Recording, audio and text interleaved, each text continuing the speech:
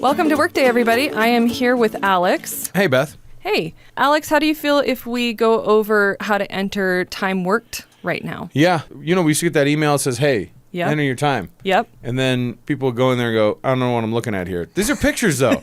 Exactly. The pictures are going to help. Exactly. So just click the time worklet, our favorite word, Okay, are you really going to work worklet into our new vernacular? every opportunity I have. 2018's word of the year for Webster's Dictionary is going to be worklet? That's correct. Okay. That's correct. You know what? I'm not buying into it yet, but maybe by the end of the video, I'll say worklet 8 more times. Ooh, That's my okay. goal. Let's shoot for that. So, as far as entering in time, there are 3 ways to do it. The first way is one shift at a time. So you just click on enter time for this week, for example. It's going to bring up your calendar. Here's our calendar. Mm-hmm.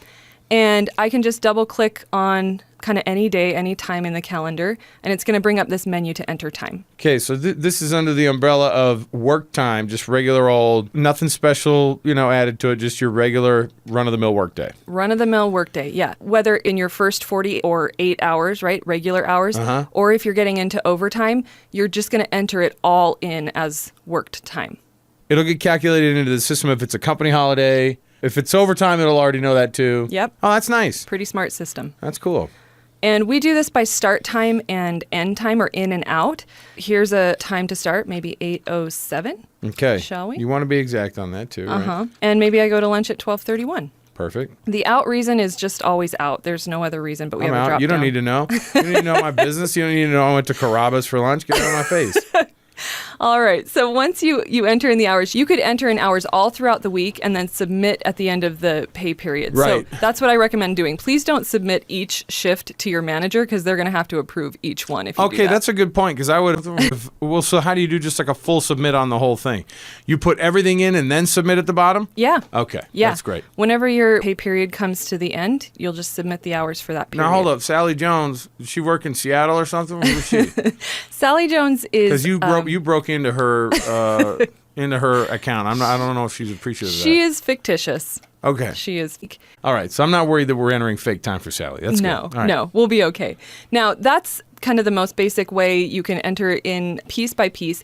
There are a couple of kind of shortcuts, if you will. For entering in time, you can go in, enter time by week, and that's going to bring up this menu for the week. And for each day, you could do an in and out or multiple ins and outs, and then submit for the whole week. Okay. All right? So you could do it all just in the one swoop there, or Right. go on and do it on the calendar. Right. Okay. And then there's a third way called Quick Add. It's pretty similar to entering by week. You just click through to next. Again, you can put in multiple ins and outs and then add another one using this button if you need another in and out. And right? that's if you want to be able to say, hey, we were the exact time every day for 4 of the work days this week. Right. Or for 3 of them, or for the whole work week. Right. And as a word of caution, so we've been kind of hitting on this, that we want the times to be exact. We want Right. people to get paid for all of the time that they work, no matter what. Right. So if you do that, just make sure that those really do reflect the time This work. And is you may for the- need to go back and adjust This them is for the after. robots. The full ad, the quick ad is for all the robots. All the androids that we employ. All the people. Well, I was just to say, there are people who are the never miss 8 a.m. to 11:59 when I take lunch. There are those people that's their kind of thing. Maybe, but just a few. Most of us are humans. All right, well then don't even tell them about quick ads. Stop talking about quick ad then. Do regular. Forget I said anything. You're not a robot. You need to use the exact time submit. So there you go. Okay. So just a couple other notes. Once you've entered in time, you can go in and look at the details, Right. see what's reported, see how it's calculated, and then look at the history. It's pretty straightforward, though, the summary at the top. If you really wanted to get into the nitty-gritty, you can go into the details Right. there. Say, okay, why was my workday that day 8.71 hours Sure. versus the one day that was 7.38 or something? Okay. Yeah. Yeah. And then you can view process details. Mm-hmm. So here we go, entering in some time, come through.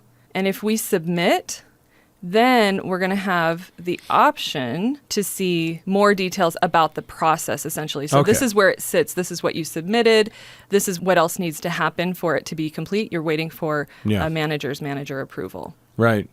Gary, don't pay Sally Jones. That is Beth's fake account. I guess she's trying to get a bonus. I don't know what's going on here. Don't pay Sally. Thanks for your help, Alex. Oh, yeah. That is time entry. And this is Workday. Make it a great day at work, everybody.